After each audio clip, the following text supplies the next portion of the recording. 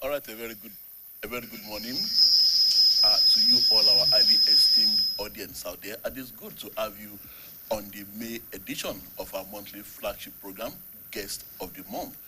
Here's where we engage high-profile Nigerian citizens, people who have proved their mettle, as we always like to say, people who, by their own rights, are jewels in the crown of the Nigerian story, men and women of distinction, men and women of substance.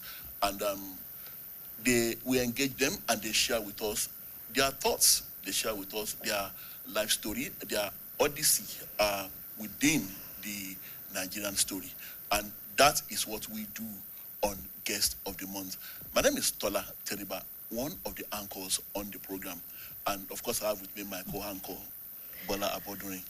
Yes, thank you so much, Tola. It's always a great pleasure to be with you on the program, Guest of the Month. And our guest is a woman of note, a virtuous woman. And when I have women who are of great impact like this around, it excites us a lot that women are doing great things. You're most welcome to the program. You're going to enjoy yourself from the beginning to the very end of the program. Nice to have you join us. Well, like Bola Aboduri, my co-anchor, has said, for the first time since the reawakening and reinvigoration of Guest of the Month on BCOS television, we are having a woman as our guest. And trust, just like Bola said, it can only be a woman of substance. A woman who is compassionate yet strong and firm. A woman who has also proved a mettle in a world dominated by men. And a goldfish that has no hiding place. But before I bear it all, let's go to our studio for a brief profile on our guest.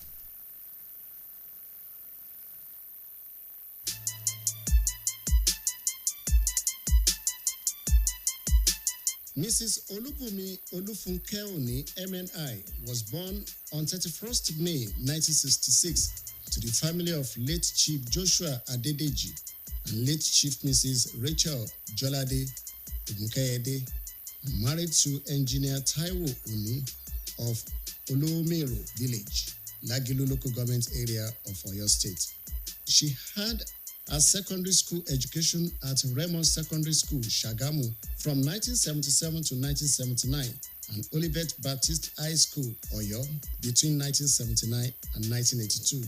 She also obtained an advanced level certificate in 1984 at Olivet Baptist High School, Oyo. In 1986, she gained admission into University of Ife, Ile-Ife, now Obafemi Awolowo University, Ile-Ife, to study political science education, and she graduated with a Bachelor of Science Education in 1989.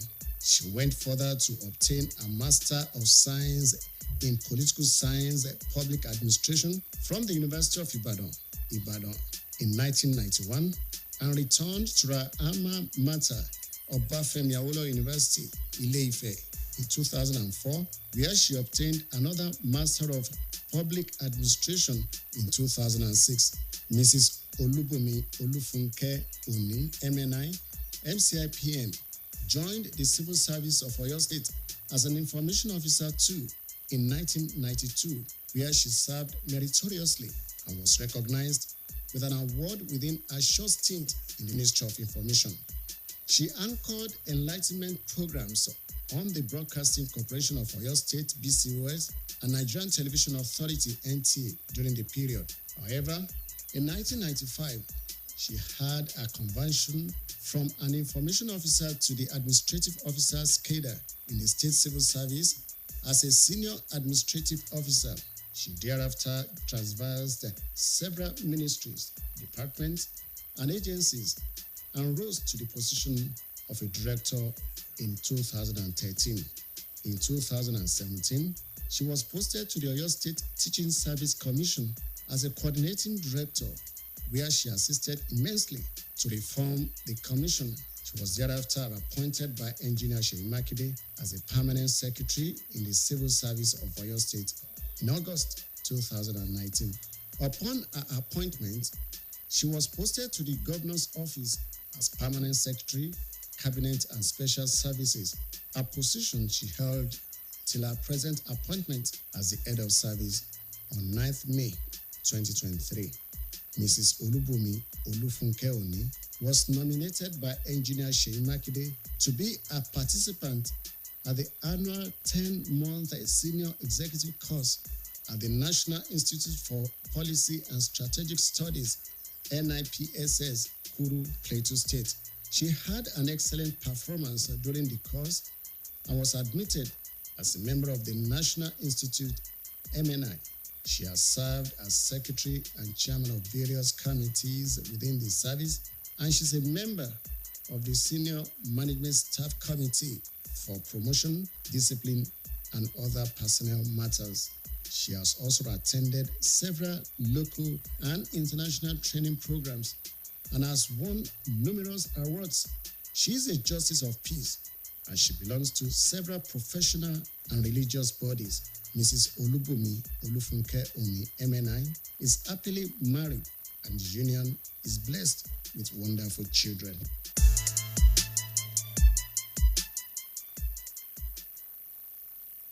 Okay, so now you know our guest is no other than the indefatigable #1 civil servant in Oyo State, a civil service and public service technocrat par excellence, one who has painstakingly climbed up the ladder of success in a chosen career by dint of hard work and excellence, by dint of diligence. And here is one who has continued to shine, like I said before, in a male-dominated structure, within a male-dominated structure, and within a male-dominated society. The head of the civil service of Oyo State, Mrs. Olubumi Olufunke Oni, MNI. Welcome to Guest of the Month, ma. Thank you so much. You're welcome, ma. Thank you. It's a pleasure to have you with us, ma. Nice being here too. Yes, Right, I'd like to start with this from the early beginnings. What was it like growing up in the early post-independence Nigeria? What was growing up like? Well, thank you so much. Post-independence era, definitely I will not be able to say much because that was when I was born. I was born in 1966 and it's just immediately after the post-war era. But I'll just say that that was the period I was growing up. And I was lucky not to be part of the people that have gone far ahead of us to sacrifice their lives for this nation to be. I grew up in a place called Afidi-Elege in Elekuro area of Ibadan. That is where we live. And I attended Wesley College Practicing School, Elekuro, Ibadan, where I have my primary school education. Growing up there is like growing like every other family. We trek from home to school in the neighborhood, just about 5 to 7 minutes trekking distance. And during that time too, at the time we were growing up before, at least till about my primary 4, my parents did not have a television set in our home. But there was this man very close by that has a television set. So we always want to go and take the trash to the dump site so that you can branch and watch television programs at Baba Falade's house in Elekuro. It's about 2 or 3 houses away. So you do your pastime through that. Outside that, it's book. You have to read. And when it's time for news, my father will ensure that we stay by the television set when he eventually got one for us so that we can listen to the news. He will buy newspaper so that we can read. All just in the form of education. He will ask us to read our books because that is the only legacy he can leave behind for us. will tell us, I don't have any property to leave back. I don't have any house or anything to leave back. But your education is what I will invest in, and that is the only property I will leave behind for every one of you. And true to it, that is the property left behind. Though it has structure in few places, but he believed that it's not where we are going to live. And whatever we are going to reap from there will not even be sufficient to take care of any one of us, but our education. That is what has taken all of us to wherever we find ourselves today. So, growing up again is, while in this primary school, we joke. And at that time too, we have this teacher training college behind us, Wesley College behind us. And they will come for PT, will participate. It makes us very strong pupils. And our teachers too, they actually impacted us. So, and at the time that we grew up, that we can actually identify our society, the war had ended, and we had a peaceful environment to grow up in. So that's about it, what I can remember for now. For Okay. So we can confidently say that you had humble beginnings and you had strict parents. Yes. Now that you are also a parent, you have raised children, have you ever had any reason to think that perhaps your parents were too strict at that time, that they were too tough, at that maybe you have to believe that you should mellow down on the way you want to raise your own children, or the way you have raised them? Try to compare raising children at that time and this modern time. Well, when our parents are putting us through difficult times, raising us, we will not like them. We feel that they are too strict, they are too harsh. But looking back, you see that that is the best for you, because they are putting you in the right way, right perspective. Because if you are strayed away, you are likely going to miss what God has even purposed for your life.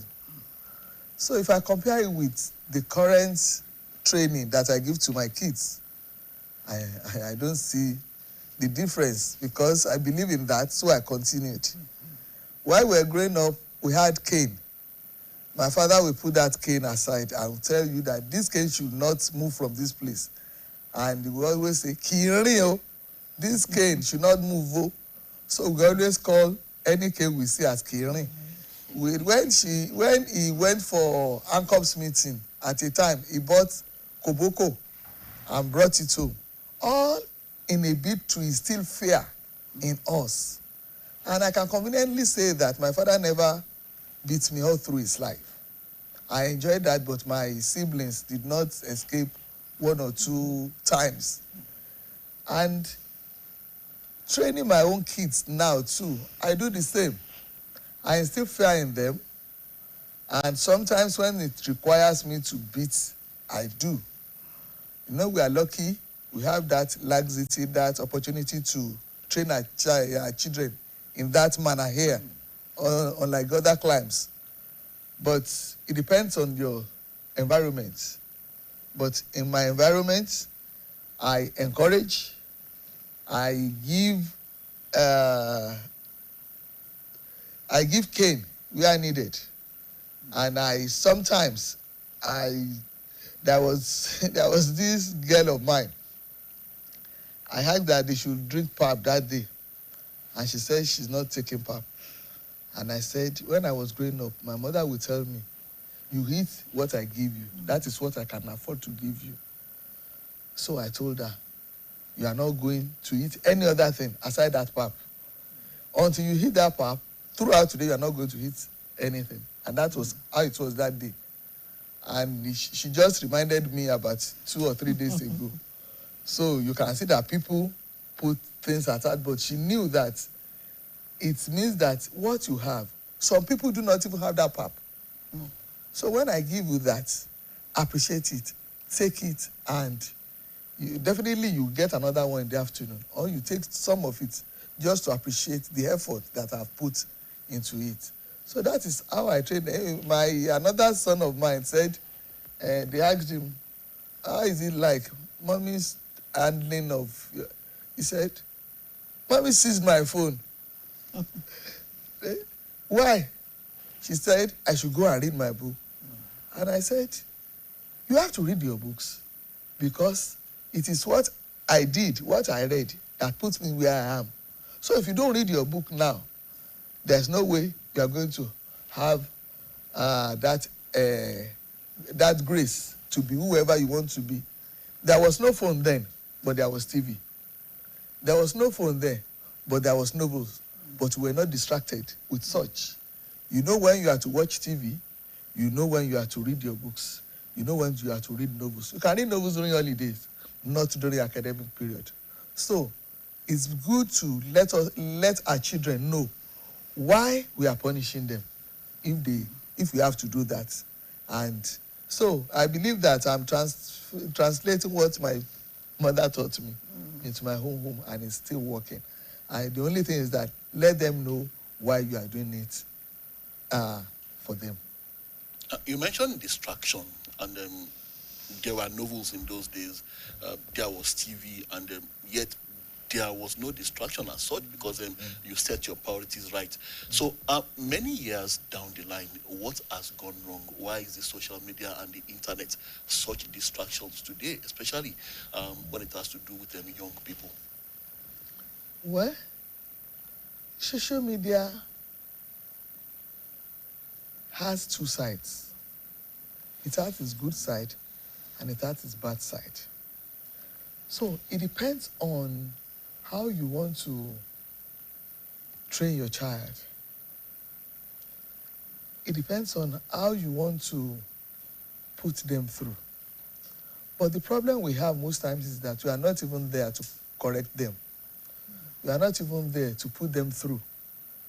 But if you have that opportunity, maybe during your prayer time in the morning or at night, you can put it in to let them know that aside these spiritual injunctions, even socially, psychologically, there are certain things that you are not supposed to do, and this is why you must not do it.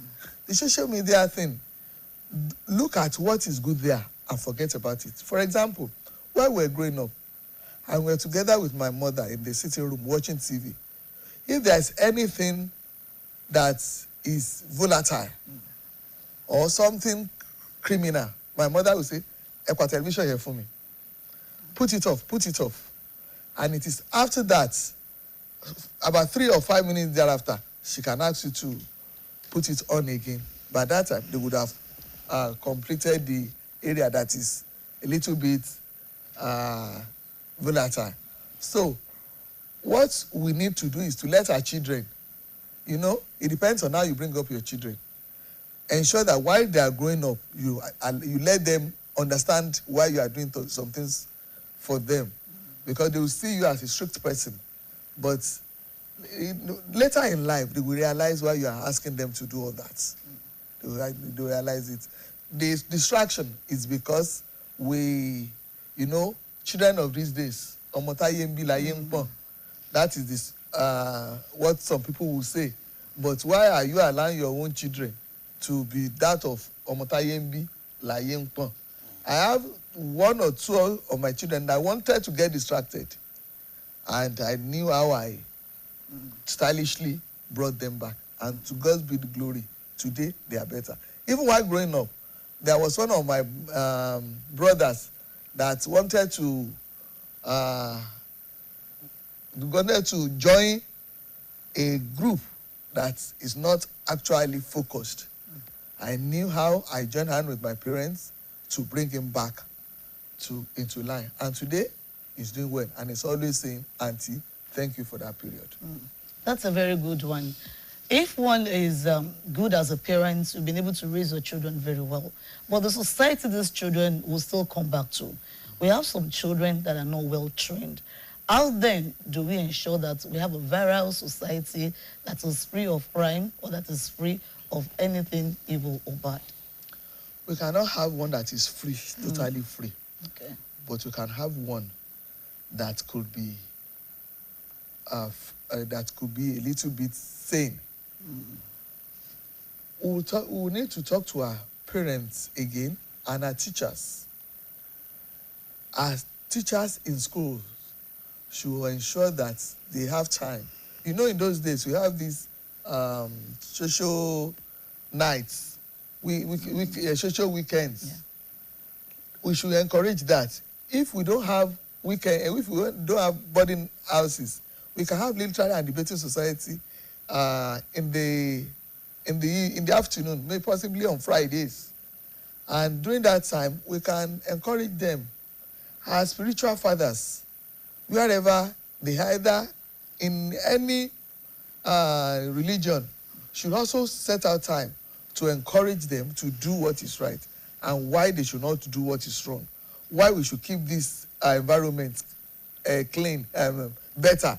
Why people should do what is right. There is that part for the spiritual fathers, that side for the teachers, and I've talked about that of the parents. So if all of us come together as one, I believe that we have a better society. Okay. Now let's look at the issue of as a woman, a female that is doing well in the society, in a society that is dominated by male. How easy it is, ma'am? Well, I don't see myself as a female being in my workplace. I believe that the system requires the same thing from all of us. Good. And we should all be ready to put that in. So whether you are a man or a woman, a girl or a boy, you should be able to give what the society demands, what the system demands. So at my workplace, right from the first day, I put in my best. Because that is the value that have been instilled in me while growing up. My mom,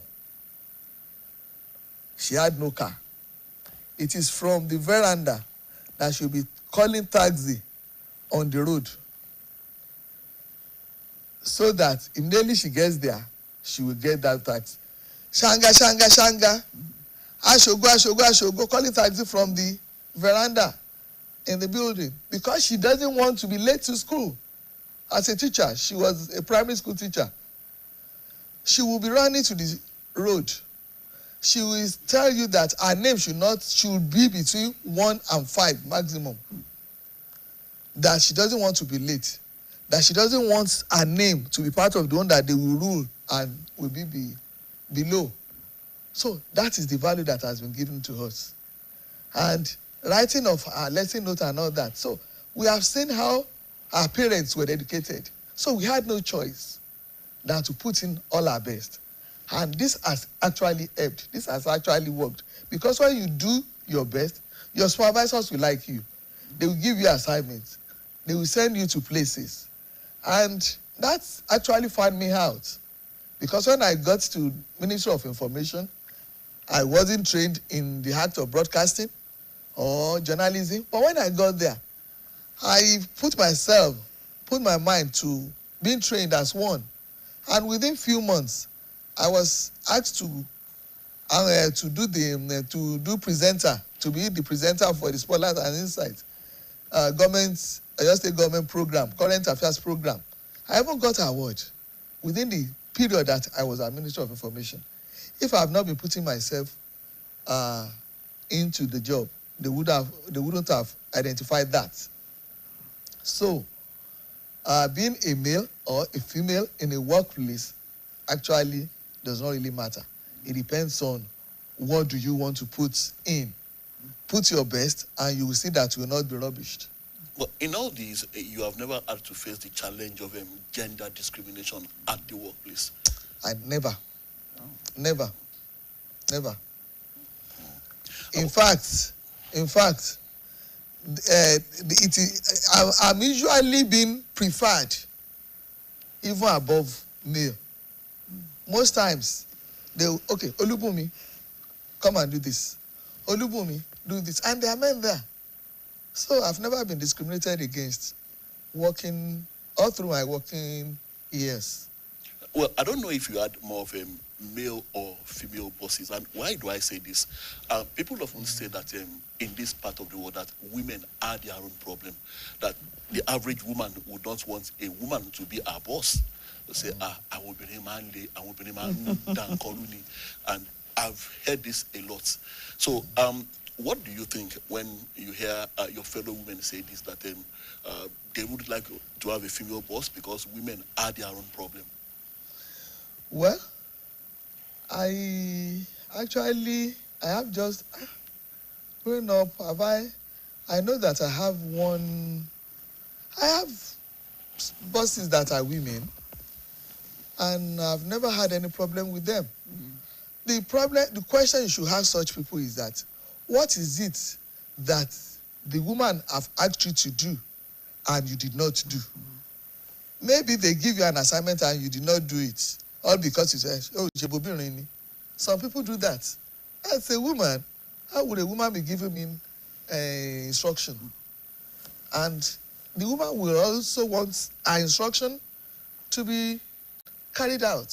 So that is where you can have issues. But if you are given an assignment and you do it, you won't have any problem with a woman. You know that a woman will want delivery as and when due. Because she wouldn't want anybody to see her as a lay-by or someone that is not focused or someone that will not deliver that